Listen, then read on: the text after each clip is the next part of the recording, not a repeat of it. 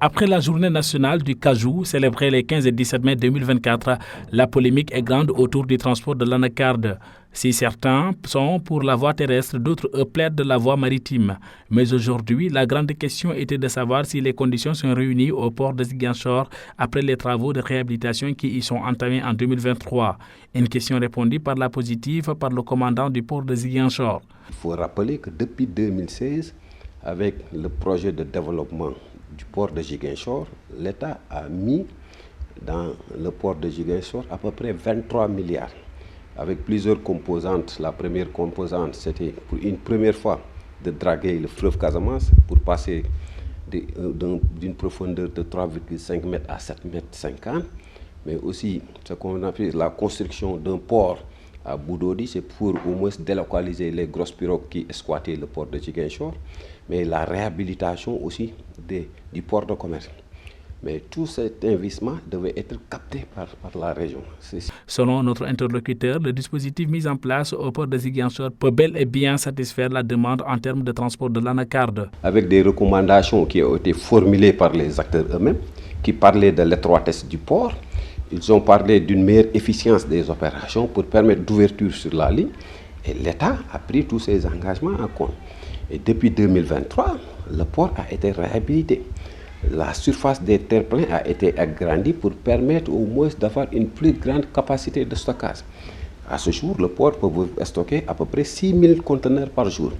Et aussi, la ligne qui a été le cabotage national qui a été privilégié par les navires battants pavillon sénégalais a été ouverte par la campagne Anacar. À ce jour, là où je vous parle, il y a 5 armements qui ont été autorisés à participer à cette campagne.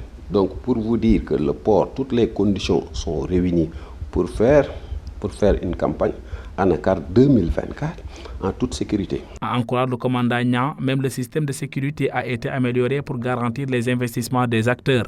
Et aussi, il y a les autres services étatiques qui sont aussi prêts. Je veux parler de la douane, où le système Gaindé aussi a été mis en place. Il y a les autres forces, il y a la police des frontières, le DEPAF qui est sur place. Il y a tous les services étatiques qui sont opérationnels pour permettre d'organiser et d'encadrer la filière anacarde pour cette commercialisation et l'exportation à titre de l'année 2024. Ainsi, il invite les opérateurs économiques à s'approprier du port car l'État y a investi plus de 20 milliards de francs CFA pour le rendre beaucoup plus attractif. Je dis que le port de Ziguinchor, c'est leur outil.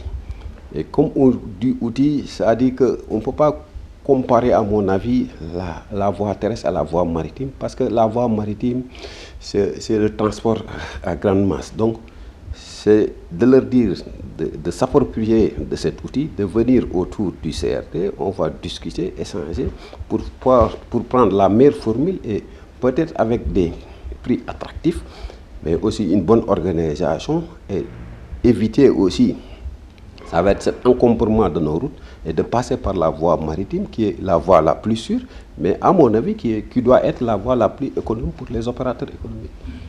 La commercialisation de l'anacarde est l'une des activités génératrices de revenus les plus importantes de la région sud du pays. Sa bonne organisation peut profiter à tous les acteurs qui s'activent tout autour de cette filière.